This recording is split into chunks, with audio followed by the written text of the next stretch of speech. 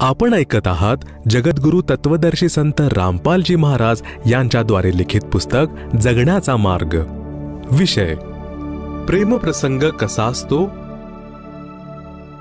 उत्तर. जी चरित्रहीन मुले मुले असतात ती चालताना चित्रविचित्र अभिनय करतात. त्या निर्लज्जांची नजर देखील वाकडी तिकडी भिरभिरत असते. कधी नाटकी हसणे, वळून वळून मागे पुढे पाहणे, ठुमकत ठुमकत चालणे त्या पापी आत्म्यांचा छंद असतो, जो शेवटी प्रेमविवाहाचे रूप बनतो.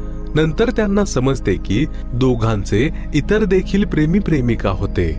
मग त्यांची अवस्था भगवान शिवजी पार्वती प्रमाणे होते, ना घरचे ना घाटाचे. विवाह करण्याचा उद्देश वर सांगितलेला आहे. याहून वेगळे जे काही पाऊल युवक उचलतात ते जीवन प्रवासाला नरक बनवणारे आहे.